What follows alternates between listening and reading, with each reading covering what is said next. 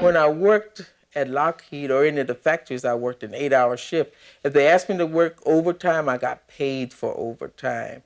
So it was a big difference there. It would get boring at times, but all in all, I was doing the same work that other people was doing.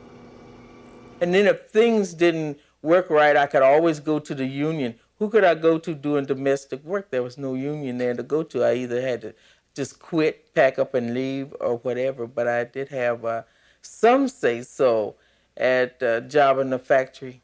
And there was another difference too. Instead of working alone all the time like you do in domestic work, because you're in the kitchen or wherever you're at by yourself, I was always with a bunch of other women.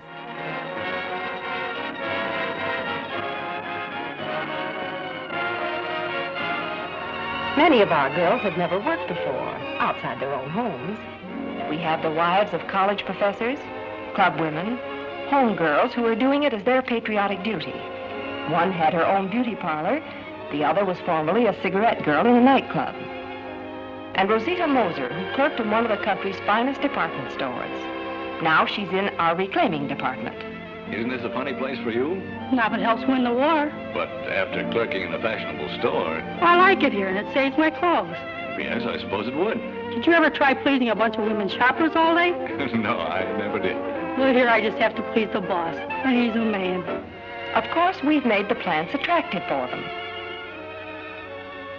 The women have their own lockers and wash-up rooms.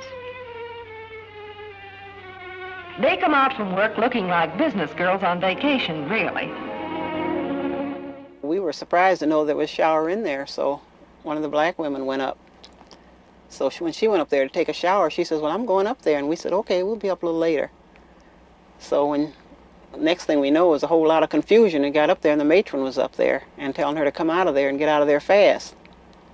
And she says, why? She says, you're not supposed to be in there. And she says, those other women are in there taking a shower. She says, well, I don't care who's in there. You're not supposed to be in there. And she said, if you don't come out, we'll get the guard. So we tried to talk her out. We didn't want to see her lose her job. And she said, no, I'm not coming out. She says, as long as they got showers in here and those women are using them, I'm using them too. So they closed the showers down. And so then a lot of them decided not to work with us, period.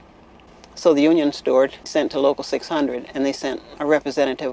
He asked them what was the matter. Well, they didn't want to talk to him because he was black and they was waiting for somebody else to come. He says, I'm all that's going to be here. So all I want to know is what's wrong. And he said, we're not going to work with those women. He said, what women? And they said, well, they didn't say black then. They said, well, those colored women. And he says, why don't you want to work with those colored women? And they said, we just don't want to. He said, well, do you want the jobs? They said, yeah, we want the jobs. He says, okay, then you go to work. If you don't want the jobs, just turn in your time. That's all you can do. We'll get somebody that does want to work with them. So after that, well, they went on back to work, and they eventually got over it. So we started working after that. Of course, after we worked a while and got used to each other, then we laugh about those things.